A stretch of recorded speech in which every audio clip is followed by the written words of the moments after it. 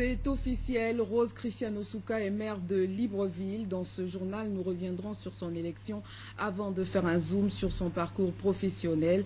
Nous parlerons aussi de l'avortement de la grève prévue demain par les enseignants expatriés. Madame, Monsieur, bonsoir. Bienvenue à cette principale édition d'information, la principale sur Gabon Télévision. Ravi d'être des vôtres ce soir. Rose Cristiano Souka est maire de Libreville. Elle a été élue à 100% par la coalition PDG-CLR. Dès l'annonce des résultats, Madame le maire a promis de changer l'image de notre capitale. Basile Biwaou Mikala, Yvette Okusa. Une première dans l'histoire de l'élection de maire de la commune de Libreville. Depuis l'existence de cette commune, 9 hommes se sont succédés. Enfin, une femme va désormais présider aux destinées de la mairie centrale de Libreville. Inscrits 151, votants 103, bulletin blanc ou nul 0, suffrage exprimé 103, est élu maire de la commune de Libreville, Madame Rose Cristiano Souka avec un pourcentage de 100%. À travers sa première déclaration, l'édit de Libreville dévoile la physionomie de ce que sera Libreville sous son mandat. Il va falloir qu'on essaie de rendre plus compétitive cette ville, en ce sens qu'en matière d'éducation, en matière de formation des jeunes, en matière d'entrepreneuriat des jeunes et des femmes, en matière de modernisation justement et de fonctionnement de l'administration municipale, les choses puissent aller mieux pour que les usagers, lorsqu'ils arriveront ici à la mairie, ils puissent être reçus selon les règles de l'art. Quant au premier adjoint, il place son mandat sous le signe de l'action afin que le président de la République soit facilement réélu en 2016. Je rentrerai dans le bureau de la mairie avec mes idées, mais je sortirai avec ces idées. Parce que nous soyons absolument en harmonie. Notre rôle, à nous, c'est de gérer le président Ali pour qu'en 2016, il puisse se rebeller. Nous voudrons lui donner une belle ville de Libreville et tout le monde sera heureux de vivre. Il faut le dire, le premier adjoint Jean-Boniface Asselé est du CLR, le deuxième Christian Ngoua du PDG, le troisième Marie-Cécile Lembeme du PDG, le quatrième Julien Asmou Akoué et enfin le cinquième du même bord politique, c'est-à-dire le CLR. Rose Cristiano Souka, qui aujourd'hui est maire de Libreville, il y a encore quelques jours était ministre du budget. Elle se définit comme une femme dévouée au travail, mais aussi ambitieuse. Je vous propose ici son portrait réalisé par Jean-Augustin Diengui.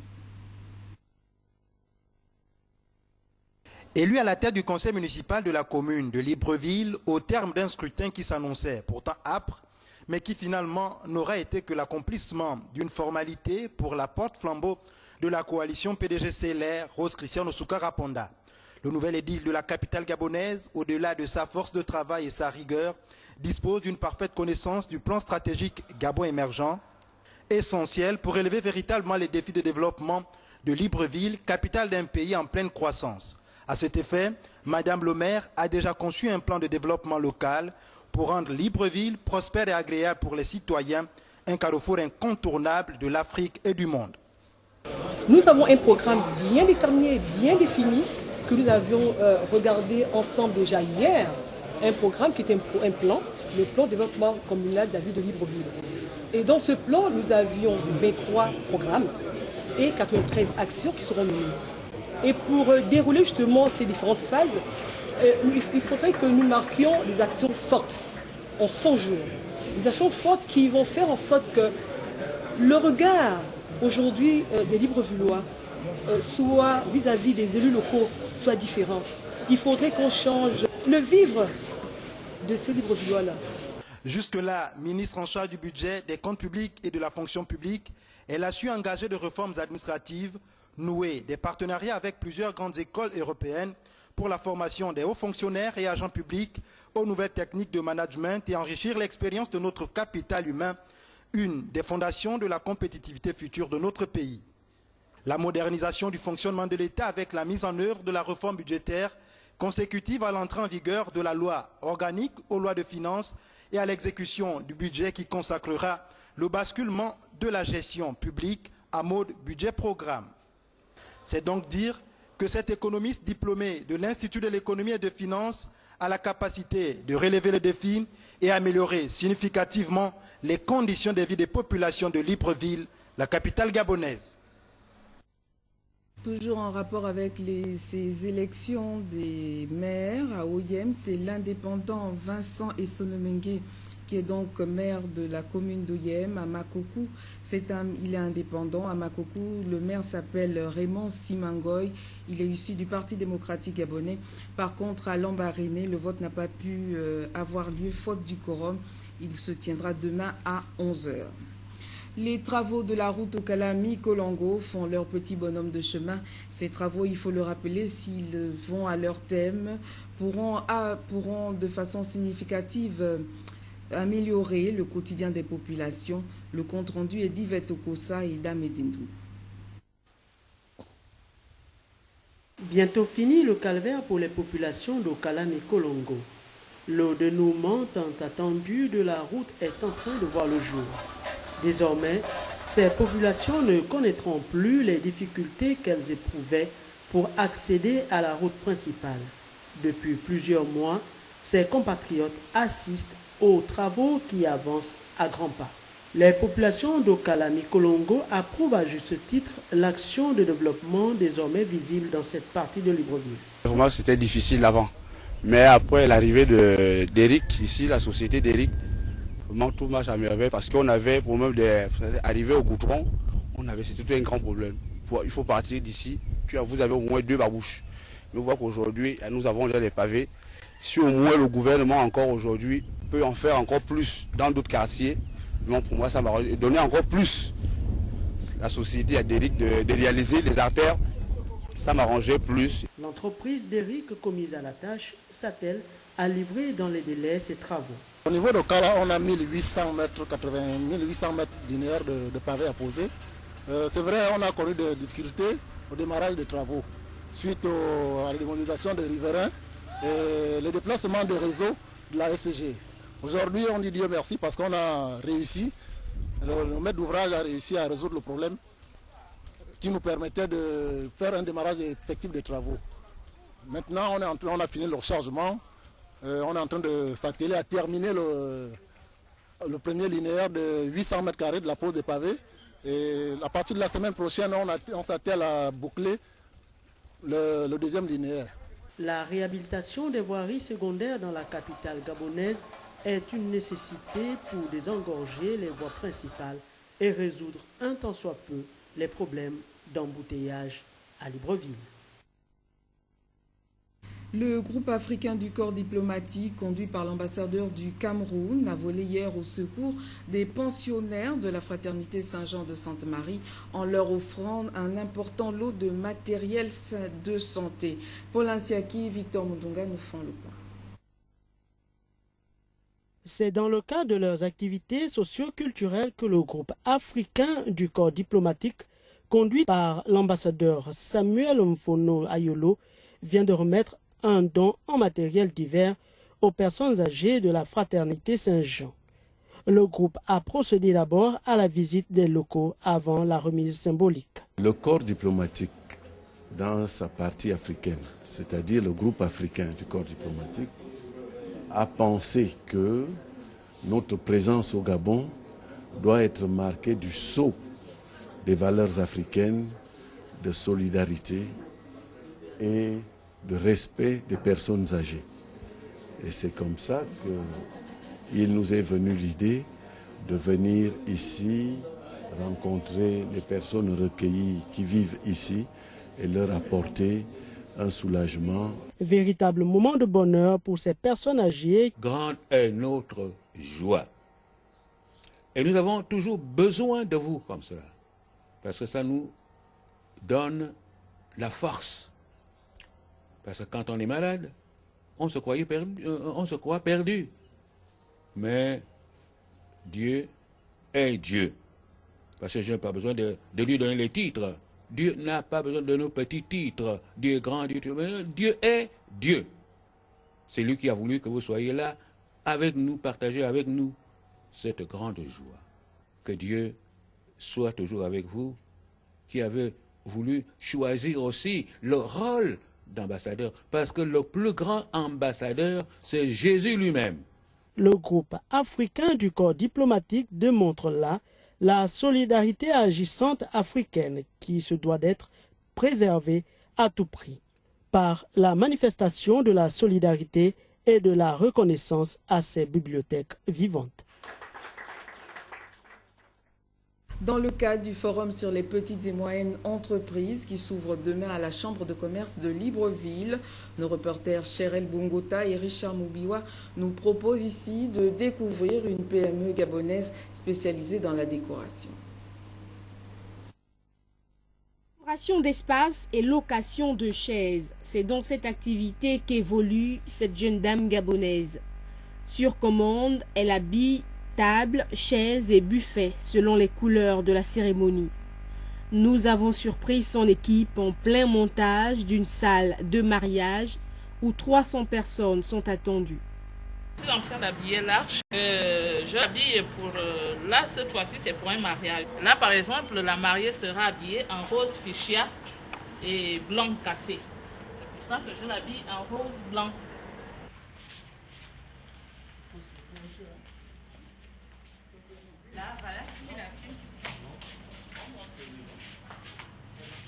À mon mariage, j'avais été déçue par le prestataire que j'avais pris. J'avais donné beaucoup d'argent. Malheureusement, le travail n'était pas bien fait.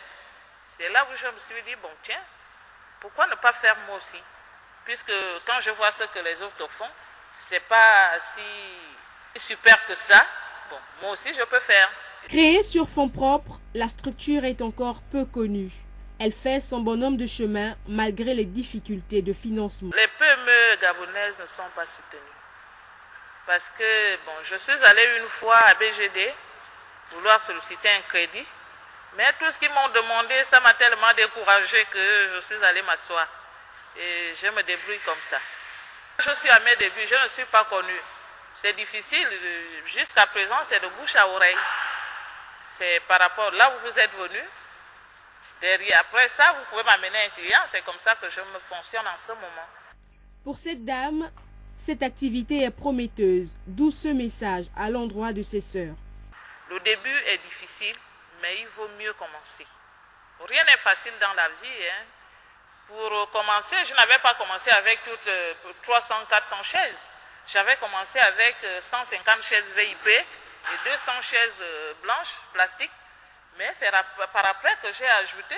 L'appel est ainsi lancé au ministère des PME, celui de faciliter l'accès au crédit pour encourager ceux qui veulent se lancer dans les affaires. Il va s'agir d'un contrat de confiance entre les deux parties. Après la décoration, nous vous proposons de découvrir une autre petite et moyenne entreprise. Elle est spécialisée dans la soudure métallique. Cette fois-ci, nous retrouvons Pélagie Mbui. La jeunesse gabonaise est résolument engagée à participer à la construction du Gabon. C'est dans cette optique que Justin Mpiri a créé cette PME implantée dans la cité de la Caisse. Elle excelle dans la soudure métallique. Nous faisons la forge. Qu'est-ce que ça veut dire? La forge, ça veut dire faire une soudure qui a des phases un peu compliquées. Parce qu'avant, on voyait des anciennes soudures qui étaient un peu façon. Mais aujourd'hui, on voit des choses qui sont faites un peu comme des frises, avec des fleurs. C'est les choses que nous-mêmes nous forgeons, quoi. Nous faisons les charpentes métalliques, nous faisons les chaises forgées, nous faisons des portails et des grilles. Installé à son propre compte, le responsable de la structure Justin Soudure Gabon Métal dit s'en sortir avec difficulté. J'ai commencé avec un moyen d'investissement de 600 000. Et nul aurait été la bonne volonté de certaines personnes comme un de mes frères qui a vraiment eu la bonne volonté de me donner ces 600 000 francs pour pouvoir faire ça. Il y a des fois on fait 2 ou 3 mois, on n'a pas de boulot. On peut même faire 6 mois, on n'a pas de boulot.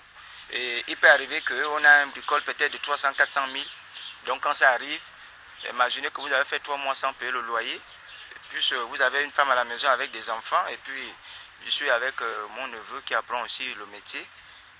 Forcément, il faut aussi lui trouver du savon et puis payer aussi sa maison. Donc vous voyez que lorsque vous gagnez un marché de 600 000 ou 1 million, après avoir fait 6 mois ou 3 mois sans gagner quelque chose, vous voyez que là vous tournez à rond. Je veux dire, nous tirons le diable par la queue. Sorti du lycée technique Omar Bongo, Justin Mpiri souhaite agrandir sa petite et moyenne entreprise et sollicite un appui de la part du gouvernement et invite ses frères gabonais à exercer des petits métiers. Tous mes frères, toutes mes sœurs qui ont des expériences qui peuvent amener le Gabon à un pays émergent. J'ai dit, ceux qui ont fait le lycée technique, Ondimba, CMF, CEFOR, de faire aussi à peu près comme moi. Si l'État peut quand même faire quelque chose en ouvrant peut-être une banque ou bien en travaillant en partenariat avec une banque pour pouvoir aider les petits Gabonais qui veulent se lever d'eux-mêmes pour construire le Gabon de demain. Justin Soudure Gabon Métal a déjà fait ses preuves chez les particuliers ainsi que dans quelques sociétés. Madame, Monsieur, Madame Viviane Guéma Ondo, directeur des PME, est donc l'invitée de cette édition d'information. Madame, bonsoir. Bonsoir, madame. Alors, vous êtes ici pour nous parler de l'organisation par votre ministère, le ministère des PME, d'un forum qui aura lieu du 27 au 28 de janvier 2014 à la Chambre de commerce de Libreville. Alors, le thème est quel est le financement des PME pour un Gabon émergent? Alors, pourquoi avoir choisi ce terme? Je vous remercie déjà pour votre invitation. Nous organisons ce forum suite à un certain nombre de difficultés que nous avons observées auprès des petites et moyennes entreprises qui ont du mal à obtenir les crédits auprès des banques. Parce qu'elles ne peuvent pas apporter les garanties demandées. Et on a l'impression qu'on arrive à une situation de blocage entre les banques d'un côté qui ont de la liquidité mais qui ne peuvent pas prêter aux PME parce qu'elles n'ont pas de garantie, et les PME qui ont des projets porteurs mais qui ne peuvent pas les réaliser parce que elles n'ont pas de financement. Donc nous essayons de les mettre ensemble pour qu'au cours de ce forum, un dialogue s'installe. Un dialogue constructif s'installe pour essayer de trouver des solutions durables. Voilà. Alors, donc, qui sont invités donc, à ce forum? Il s'agit essentiellement d'abord des PME, ensuite des banquiers. Tous les banquiers de la place, tous les établissements bancaires sont invités et les administrations partenaires également. Donc, je peux dire toutes les personnes qui s'intéressent au domaine du financement des petites et moyennes entreprises. Peut-être avant de terminer, nous rappeler les dates, l'heure et peut-être nous dire s'il est encore possible pour certaines PME de s'inscrire à ce forum, si c'est encore possible. L'heure, je vais commencer par les dates. Les dates, c'est bien le lundi et mardi 27 et 28 janvier 2014 à la Chambre de commerce. L'ouverture du forum se fait à partir de 8 heures. En principe, nous avons invité les représentants des associations des PME, mais le forum est ouvert à tout le monde. Il est gratuit? Oui, il est gratuit. Donc le rendez-vous est pris demain à partir de quelle heure? 8 heures. Je vous remercie. De rien, madame. Nous continuons donc, ne nous quittez pas tout de suite. Nous parlerons toujours d'une autre petite et moyenne entreprise. Il s'agit d'une autre, cette fois-ci spécialisée dans la construction. Elle s'appelle Duhamel Construction et elle est présentée ici par David Ekova.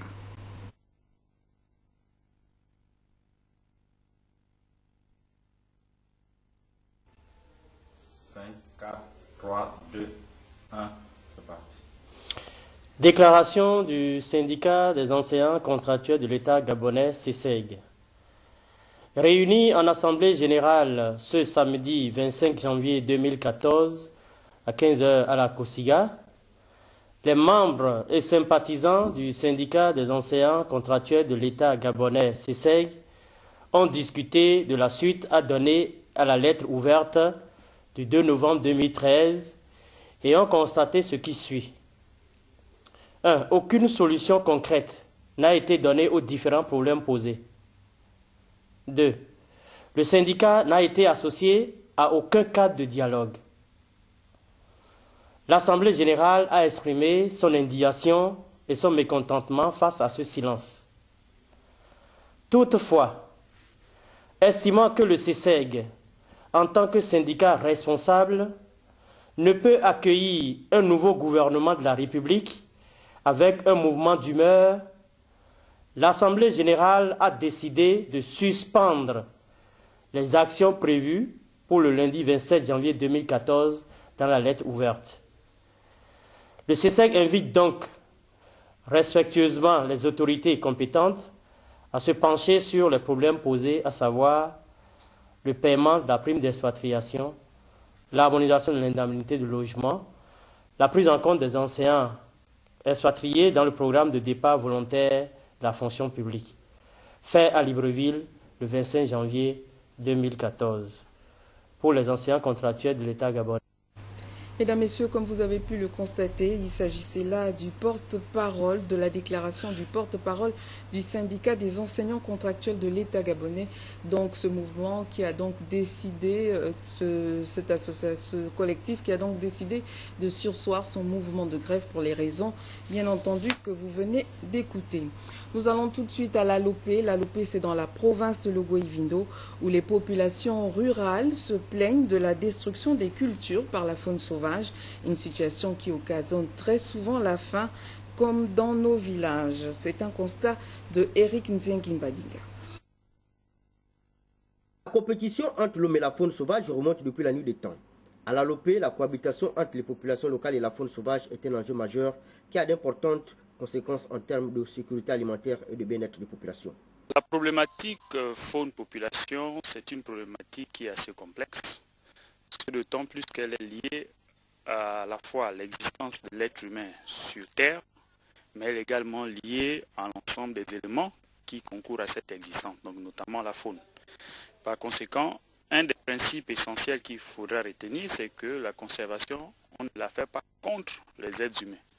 La conservation, on la fait pour permettre à l'être humain de toujours bénéficier des écosystémiques que nous trouvons, mais que ceux qui viendront après nous aussi puissent en bénéficier. Aplanir ce conflit est donc une priorité absolue pour améliorer la sécurité alimentaire en diminuant les impacts négatifs de la faune et en modulant l'attitude négative de la communauté locale à son égard. Ce qui se passe ici, c'est que nous, conscients du fait que les éléphants ou les animaux dévastent les champs, nous allons sur le terrain, nous faisons le constat et nous remontons les informations vers le ministère de l'Agriculture. Nous n'avons pas une enveloppe, nous, pour dédommager les victimes. Les animaux sauvages ont les mêmes besoins vitaux que les êtres humains. Il y aura toujours des interactions entre les humains et la faune. L'homme et la faune se disputent de plus en plus l'espace vital. Le tout est d'atténuer ce conflit. Restons toujours à l'Alopé dans la province de Logo-Ivindo où le problème d'eau et l'électricité se pose avec acuité, notamment ce qui affecte de façon significative le quotidien des Gabonais. Le constat est dressé ici par Eric Nzengimbadinga sur des images de Michel John Boudéan. L'eau est source de vie, mais à l'Alopé, l'eau potable ne coule pas de source. Pour se ravitailler, les populations vont à la cité Setrag. Des robinets avaient été mis à leur disposition, mais certains individus auraient fait montre d'un comportement incivique en détériorant les dispositifs. C'est la raison qui aurait poussé Mika Service, prestataire au compte de Setrag, de fermer les robinets. Mika Service est en train de renouveler les conduites d'eau, mais la population reste anxieuse. D'après la rumeur, seule la cité Setrag sera alimentée, et l'électricité qui est gratuite sera désormais payante. C'est la goutte d'eau qui fait déborder le vase. La population demande à Setrag de mettre de l'eau dans son vin en ne se dérobant pas de sa responsabilité sociétale. Si Setrag ferme le robinet, la population n'aurait d'autre choix que d'aller à la rivière Lopé, au risque de se faire charger par des buffles ou des éléphants. Le personnel d'EcoBank a célébré hier le nouvel an au sein donc de cette entreprise, l'occasion pour la hiérarchie de booster le personnel. Marie-Jo Moussavou, reportage. Depuis la nuit des temps, le mois de janvier est une période propice pour les uns et les autres de se remettre en question pour constater les défaillances de l'année écoulée et poser les bases d'une nouvelle dynamique. Les écobanquiers et les écobanquières l'ont compris. Ils se sont retrouvés autour de leur directeur général, Jean-Baptiste Siat, à qui ils ont partagé leurs préoccupations quotidiennes. Nous profitons de cette occasion qui nous est offerte pour rappeler à tous les agents l'obligation de respecter les lois et règlements qui régissent le fonctionnement d'Ecobank Gabon. Nous voulons également demander à notre hiérarchie d'accorder un peu plus de considération pour les employés. Un chef sans employé n'a pas raison d'être. Prenant la parole à son tour, le directeur des ressources humaines, M. Dean, s'est exprimé en ces termes. Je sais que la tâche n'est pas facile, chaque année on répète ça. Ecobank, c'est une banque particulière, ce n'est pas les autres banques traditionnelles, ça nous le savons. Pour toutes nos caissières, nos CSU, nos SO et toutes les personnes qui travaillent dans notre institution. Mais c'est ça Ecobank, c'est ça ce qui fait Ecobank. Pour toutes les personnes qui n'ont pas peut-être travaillé à Ecobank ou qui ont travaillé ailleurs et qui sont venus à Ecobank, ils ont vu la différence. Pour cette année 2014, après 5 ans d'existence à Ecobank, on doit se mettre à se dire ceci. Au niveau de la direction, nous avons pris un engagement. L'engagement, c'est de dire nous allons attirer les meilleurs talents, nous allons retenir le meilleur talent et nous allons développer les meilleurs talents. À l'orée de la nouvelle année, Ecobank Gabon aspire à des lendemains meilleurs. 2013 a été pour nous une année assez difficile, mais c'est aussi une année qui nous a permis de consolider nos acquis. C'est une année qui a été pleine d'enseignements pour nous, pour nos équipes. Et partant des enseignements 2013, nous abordons 2014 avec beaucoup de sérénité. Et nous pensons au cours de 2014 confirmer notre stratégie, confirmer notre position d'une banque près de la clientèle, de la banque de possibilités, de la banque panafricaine qui est prête à accompagner l'économie gabonaise. Installée dans la quasi-totalité de la sous-région, Ecobank est une institution financière qui s'intègre dans le développement économique de notre pays. Nous sommes dimanche et nous parlons de religion où les chrétiens de la chapelle des Conquérants ont dédicacé hier l'année 2014 au Seigneur Jésus-Christ. Le thème retenu cette année était une histoire désirée et c'est l'apôtre Gauthier Mbilé qui a présidé la cérémonie. Yvette Okosa, Pélagimbui, reportage. Histoire désirée est le thème choisi par les chrétiens de la chapelle Les Conquérants de Libreville pour dédicacer cette année 2014 au Seigneur Jésus-Christ afin qu'il puisse réaliser tous leurs désirs tout au long de 2014. Quand l'amour commence à entrer dans son expression, ça produit le désir. On aime quelque chose et cet amour, quand ça commence à s'exprimer, ça produit le désir. On ne désire que ce que l'on manque. Dieu a fait ainsi pour que nous ressentions en nous non seulement l'amour pour quelque chose, mais le désir qui est la flamme qui se réveille maintenant, et on veut obtenir la chose et la chose est entre les mains de Dieu. C'est ce qui nous amènera à aller vers le Seigneur. 2014 est donc une année où tout chrétien doit se focaliser sur son désir pour jouir des bienfaits de l'Éternel. Nous sommes dans le temps de voir nos désirs s'accomplir. Deuxième chose que je te dirais, réveille tes désirs, réveillez vos désirs et faites-les parler. Quand on arrive au 14, Dieu réveille les élus qui rebâtissent. Dieu réveille les élus qui reconstruisent. Dieu réveille les élus qui redonnent la forme première avec une gloire supérieure. Cette année, ceux qui te livrent la guerre, ne les regarde pas parce que ce sont des guerres inutiles dans les buts de te distraire pour que tu ne regardes pas vers tes buts, vers tes désirs. La remise des médailles de reconnaissance à tous ceux qui ont participé à l'éclat de cette cérémonie riche en enseignements a mis un terme à cette rencontre religieuse. Monsieur, c'est à la chapelle des Conquérants que prend fin cette édition d'information. Merci de nous avoir suivis. Ahmed Mouyaka à la coordination, Yannick François Ondoengou à la réalisation se joignent à moi pour vous souhaiter un bon début de semaine à tous.